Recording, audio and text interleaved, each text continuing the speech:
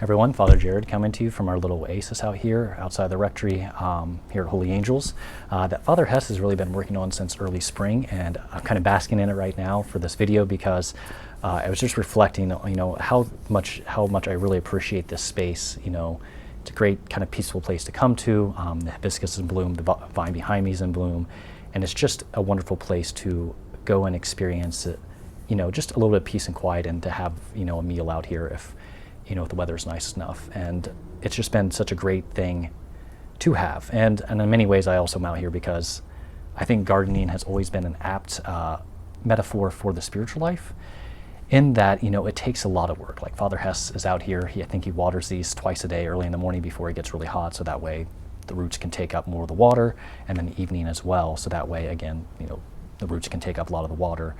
And then, also you got to weed, and you got to make sure you cultivate and kind of you have the proper plants for the soil and all those sort of things. And so it's a lot of investment and a lot of time and just daily investment. And that's really a good metaphor for our spiritual lives, that, our spiritual lives start off with what's the saints have always called the purgative stage, that we have to remove those sins. So before you can plant anything, you've always got to uproot the weeds, you got to remove that which doesn't belong. So the thistles, dandelions, all that stuff that doesn't belong, you got to remove it, take care of it, and get it out of there.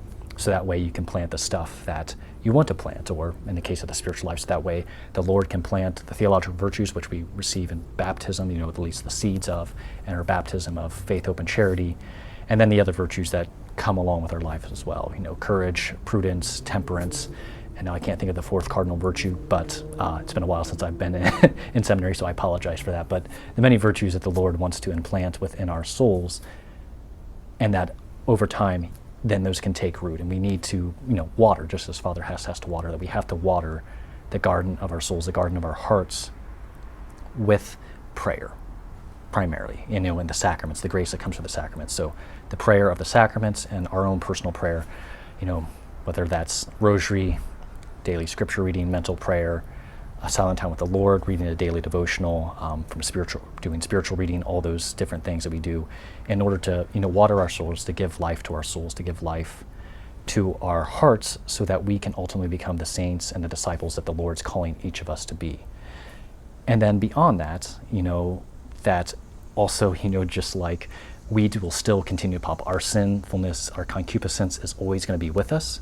And so we need to be willing to also, like I'm looking around, and I guess the part I could do is maybe remove there's not that many weeds, but just a few weeds that are beginning to pop up, to root those as soon as they pop up, and to be really, really diligent about continuing to do that upkeep, to make sure that we're giving ourselves the proper amount of prayer, adequate amount of prayer. Just we need to give adequate amount of water to this garden, making sure that's cultivated, and making sure that we're pruning when we need to, and all those other things that we do within our life, within the gardening, that we also need to do within our souls, that we need to constantly take stock and say, is what I'm doing in my life really adequate? Do I need to maybe cut back on something? Do I need to add something? What is it that I should be doing at this moment? And so I think there's such a great metaphor here that I wanted to share with all of you for this weekly reflection, because I don't know how much longer this garden will last. It looks, in some places it looks like the leaves are starting to change.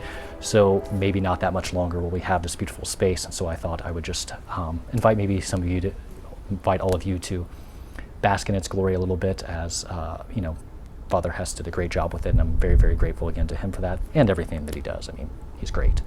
So, that's just my little weekly reflection for each of you. And I hope that you all have a blessed weekend. Maybe see you at Sunday Mass. Again, children are always welcome, so bring your families.